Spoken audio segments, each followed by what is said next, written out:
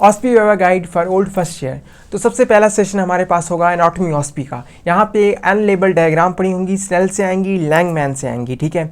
और इसके अलावा वहाँ पे बोन्स भी रखी होंगी, जैसे ह्यूमरस बोन रखी होगी। तो आपसे पूछा जाएगा कि इसका मीडियल एपिकोंडाइल कहाँ है, लेटरल ट्यूबरोसिटी कहाँ है, इस बोन पे कौन से मसल अटैच होते हैं, ये आपसे पूछा जाएगा। तो बोन्स के लिए मैं आपको रेकमेंड करूँगा एंजेलिना आइजक के यूट्यूब पे लेक्चर पढ़ें। आप तमाम बोन्स के लेक्चर एक बार देख के जो डायग्राम्स है ना वो आप स्नेल से तो करें, लेकिन उसके साथ साथ मेरिटनेटिक का एक PDF आता है स्टडी ग्रुप्स में, आप वहाँ से उनकी डायग्राम्स लाजमी देखना। हमारे टाइम में ना सारी डायग्राम्स वहीं से रिपीट हो रही हैं। इसके बाद जो एनाटॉमी की ऑस्पी है ना, बहुत से बच्चे वहाँ जाके सब कुछ भूल जाते हैं।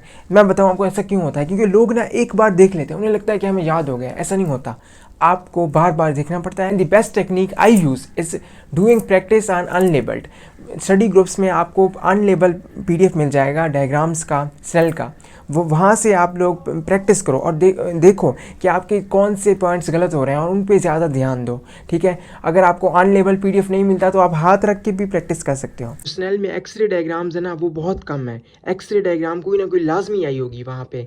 ये इन डायग्राम्स की निस्बत बहुत थोड़ी है और बहुत ईजी है, ये तो अच्छे से कर लेना ना यार। सरफेस मार्किंग स्नेल से देख सकते हो, लेकिन एक PDF आता है स्टडी ग्रुप्स में, यहाँ पे काफ़ी अच्छा समझाया हुआ है, तो तुम ये PDF ढूंढ लेना, ठीक है। नेक्स्ट सेशन हमारे पास आता है हिस्टो स्लाइड्स का। वहाँ पे 4 स्लाइड्स होंगी, आपको चारों को आइडेंटिफाई करना है और लास्ट वन को आपने ड्रा करना है। जो पहली 3 है उनको आइडेंटिफाई करने के 3 नंबर हैं, लास्ट वन को आइडेंटिफाई और ड्रा करना है उसके लिए 5 नंबर। जो हिस्टो स्लाइड्स है ना वो तुम्हें बार बार देखनी है, क्योंकि हिस्टो स्लाइड्स वहाँ जा के बंदा कंफ्यूज हो जाता है। और लिटरली मैंने तो हिस्टो स्लाइड्स ड्रा की थी। हिस्टो स्लाइड्स पे भी सेम टेक्निक लगा सकते हो, हाथ रख के प्रैक्टिस करना। अब नेक्स्ट सेशन हमारे पास आता है फिजियोलॉजी प्रैक्टिकल्स का। तो जो फिजियोलॉजी की बुक है ना वहाँ पे बहुत ज़्यादा लिखा हुआ है और बहुत सी चीज़ें वहाँ से फजूल लिखी हुई हैं। मतलब आप उसे एक रीड तो दो, लेकिन उसे याद करने की कोशिश मत करो, ठीक है।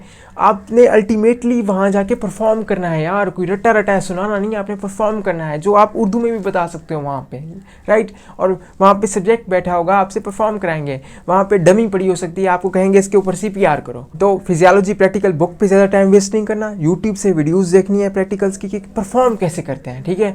और जो फिजियोलॉजी प्रैक्टिकल में हर एक्सपेरिमेंट के एंड पे कुछ क्वेश्चन दिए गए हैं वो वहीं रिपीट हो रहे होते हैं, तो वो लाजमी देख। और जो फिजियोलॉजी के प्रैक्टिकल्स है ना वो तुम DeepSeek या ChatGPT से भी करवा सकते हो, वो भी तुम्हें अच्छे से रोमन उर्दू में समझा देगी। नेक्स्ट सेशन हमारे पास आ जाता है बायोकेमिस्ट्री प्रैक्टिकल्स का।